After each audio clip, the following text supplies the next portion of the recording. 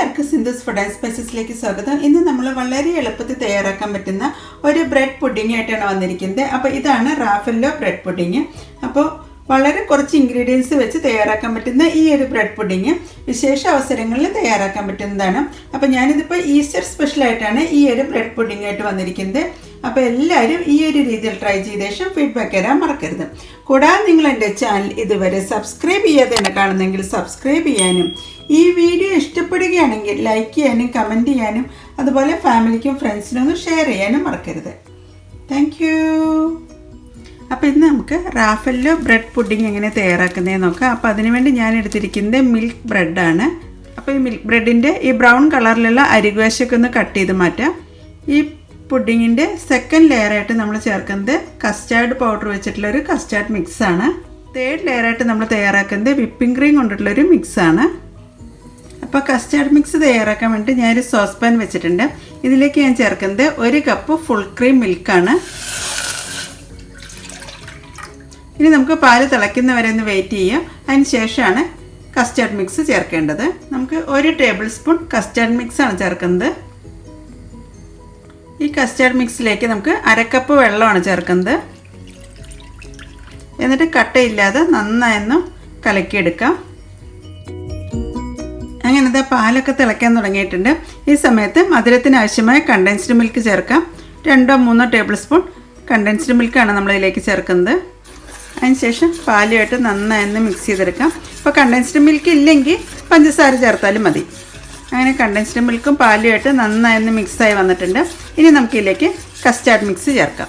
Custard mix ചേർക്കുന്നതിന് മുന്നേയായിട്ട് നന്നായൊന്ന് ഇളക്കി യോജിപ്പിക്കണം, അല്ലെങ്കിൽ അടിയിൽ തന്നെ കട്ട കെട്ടിയിരിക്കുകയുള്ളൂ. ഇത് നന്നായി മിക്സ് ചെയ്തിട്ടുണ്ട്. ഇനി നമുക്കിത് പാലിലേക്ക് ചേർക്കാം. കസ്റ്റാർഡ് മിക്സ് ചേർത്ത ശേഷം ഫ്ലെയിം ഒന്ന് കുറച്ച് വെച്ചിട്ട് വേണം ഇളക്കി യോജിപ്പിക്കാൻ, അല്ലെങ്കിൽ പെട്ടെന്ന് തന്നെ അടി പിടിക്കുന്നതാണ്. അതുപോലെ തന്നെ പെട്ടെന്ന് തന്നെ തിക്കായി വരുന്നതാണ്. ഇനി നമ്മൾ സ്ലോ ഫ്ലെയിമിലാണ് കുക്ക് ചെയ്യേണ്ടത്. അതുപോലെ തന്നെ കൈവിടാതെ ഇളക്കിക്കൊണ്ടിരിക്കണം. വല്ലാണ്ട് തിക്കാവേണ്ട ആവശ്യമില്ല. ചെറുതായിട്ടൊന്ന് കുറുകി വരുന്ന സമയത്ത് നമുക്ക് ഇതിൻ്റെ ഫ്ലെയിം ഓഫ് ചെയ്യാം. അടി പിടിക്കാതിരിക്കാൻ വേണ്ടിയിട്ട് പ്രത്യേകം ശ്രദ്ധിക്കണം. അതുപോലെ തന്നെ ഫ്ലെയിം കുറച്ച് വെച്ചിട്ട് വേണം കസ്റ്റാർഡ് മിക്സ് തയ്യാറാക്കാൻ. ഈ സമയത്ത് മധുരം ആവശ്യമാണോ എന്നുള്ളതൊന്ന് ചെക്ക് ചെയ്ത് നോക്കാം. മധുരം വേണമെങ്കിൽ പഞ്ചസാരയോ അതല്ലെങ്കിൽ കണ്ടൻസ്ഡ് മിൽക്കോ ആഡ് ചെയ്യാവുന്നതാണ്.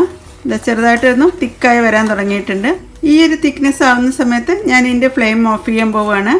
കൂടുതലായിട്ട് കുറുക്കിയെടുക്കേണ്ട ആവശ്യമില്ല. നമുക്കത് ബ്രെഡ് ഒന്ന് സോക്ക് ചെയ്യാൻ വേണ്ടിയിട്ടാണ് ഈ ഒരു കസ്റ്റാർഡ് മിക്സ് ഉപയോഗിക്കുന്നത്.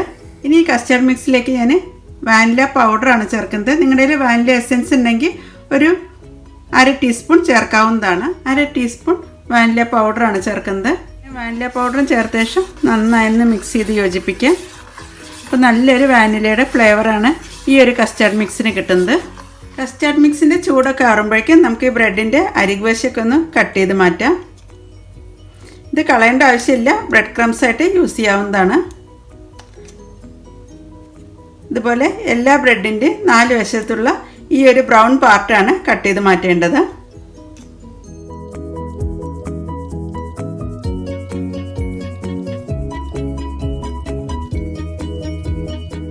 ഇതുപോലെ എല്ലാ ബ്രെഡിൻ്റെ ഒന്ന് കട്ട് ചെയ്തിട്ട് മാറ്റാം. അതിനകത്ത് ബ്രെഡിൻ്റെ അരികുവശമൊക്കെ കട്ട് ചെയ്തെടുത്തിട്ടുണ്ട്. ഇത് നമുക്കിനി പുഡിംഗ് ട്രേയിലേക്ക് നിരത്താം. ഞാനിപ്പോൾ ഈ ഒരു വലുപ്പത്തിലുള്ള പുഡിംഗ് ട്രേ ആണ് എടുത്തിരിക്കുന്നത്. ഇനി നമുക്ക് കട്ട് ചെയ്ത് വെച്ചിട്ടുള്ള ബ്രെഡാണ് ഫസ്റ്റ് ലെയറായിട്ട് നിരത്തേണ്ടത്. ഒട്ടും ഗ്യാപ്പില്ലാത്ത രീതിയിൽ തന്നെ ബ്രെഡ് നിരത്തി വയ്ക്കാം. അങ്ങനത്തെ 5 ബ്രെഡാണ് ഞാൻ ഈ ഒരു പുഡിംഗ് ട്രേയിലേക്ക് കട്ട് ചെയ്ത് നിരത്തി വെച്ചിരിക്കുന്നത്. ഇനി നമുക്ക് ഇതിൻ്റെ മുകളിലേക്ക് ഈ ഒരു കസ്റ്റാർഡ് മിക്സാണ് ചേർക്കുന്നത്. ഇളം ചൂടോടുകൂടി തന്നെയാണ് നമ്മൾ ഈ ഒരു ബ്രെഡിൻ്റെ മുകളിലേക്ക് കംപ്ലീറ്റ് ആയിട്ട് ചേർക്കുന്നത്.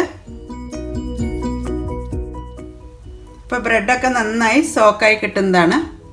അങ്ങനത്തെ ബ്രെഡൊക്കെ നന്നായി സോക്കായി വന്നിട്ടുണ്ട്. ഈ കസ്റ്റാർഡ് മിക്സ് ഒന്ന് തണുത്ത ശേഷം നമുക്ക് ഫ്രിഡ്ജിൽ വെച്ചൊന്ന് തണുപ്പിച്ചെടുക്കാം.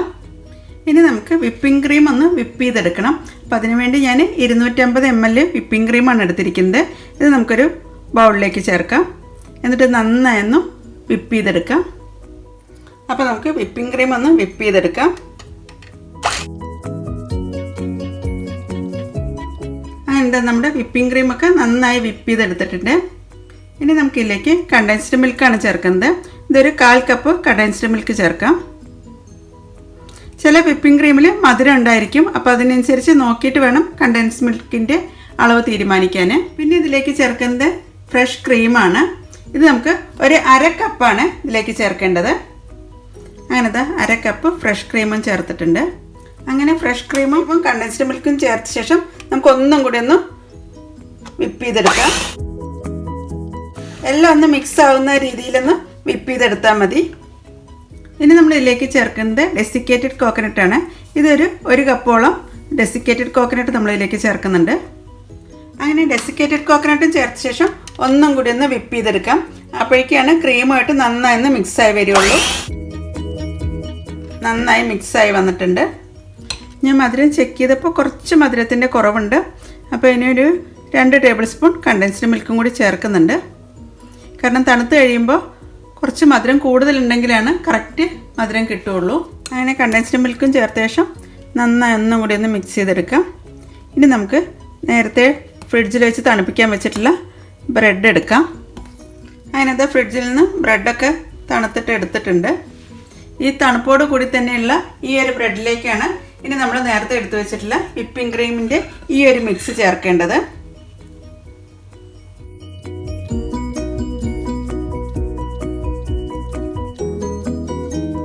അങ്ങനെ വിപ്പിംഗ് ക്രീമൊക്കെ ചേർത്ത ശേഷം നന്നായി ഒന്ന് ലെവൽ ചെയ്തെടുക്കാം. എല്ലാ വശവും ഈവൻ ആവുന്ന രീതിയിലേക്ക് സ്പ്രെഡ് ചെയ്തെടുക്കാം. ഞാനിപ്പോൾ ഇത് ഓവർനൈറ്റാണ് ഫ്രിഡ്ജിൽ വെക്കുന്നത്. അതല്ലെങ്കിൽ ഒരു 3 മണിക്കൂർ നേരം ഫ്രീസറിൽ വെച്ച് കഴിഞ്ഞിട്ടുണ്ടെങ്കിൽ തന്നെ സെറ്റായി കിട്ടുന്നതാണ്. അതിന് ശേഷം നമുക്ക് ഡെക്കറേറ്റ് ചെയ്യാം. അങ്ങനത് എല്ലാ ഭാഗവും നന്നായി സെറ്റാക്കി എടുത്തിട്ടുണ്ട്. ഇനി നമുക്കിതൊരു ക്ലീൻ റാപ്പ് വെച്ചൊന്ന് കവർ ചെയ്ത ശേഷം ഫ്രിഡ്ജിലാണ് ഞാൻ വെക്കുന്നത്. ഞാനിപ്പോൾ ഇത് ഓവർനൈറ്റാണ് വെക്കുന്നത്. അപ്പോൾ ഇനി ഫ്രിഡ്ജിലേക്ക് മാറ്റട്ടെ. പെട്ടെന്നാണ് ഉപയോഗിക്കണമെങ്കിൽ ഒരു 2 മണിക്കൂർ നേരം ഫ്രീസറിലൊന്ന് വെച്ചാൽ മതി. ഞാനിപ്പോൾ ഇത് ഫ്രിഡ്ജിൻ്റെ താഴത്തെ തട്ടിലാണ് വെക്കുന്നത്. അതിനകത്ത് റാഫിലോ ബ്രെഡ് പുഡിങ്ങൊക്കെ ഓവർനൈറ്റ് ഞാൻ ഫ്രിഡ്ജിൽ വെച്ചിട്ടുള്ളതാണ്. നന്നായി സെറ്റായി വന്നിട്ടുണ്ടോ നമുക്ക് നോക്കാം. നമുക്കൊന്ന് തുറന്ന് നോക്കാം.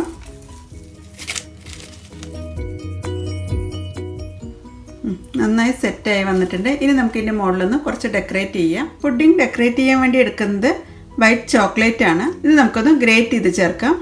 അപ്പോൾ ഗ്രേറ്ററിൻ്റെ ഈ വലിയ ഹോളിലൂടെയാണ് ഈ ഒരു വൈറ്റ് ചോക്ലേറ്റ് നമ്മൾ ഗ്രേറ്റ് ചെയ്ത് ചേർക്കുന്നത്.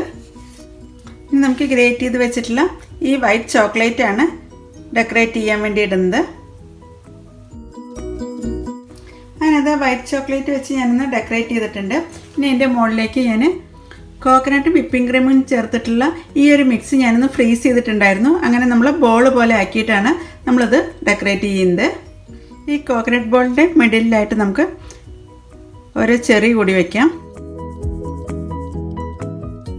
അങ്ങനെ നമ്മൾ റാഫല്ലോ ബ്രെഡ് പുഡിങ്ങാണ് തയ്യാറാക്കിയിരിക്കുന്നത്. അപ്പോൾ നമുക്ക് പുഡിങ് ഒന്ന് കട്ട് ചെയ്ത് നോക്കാം.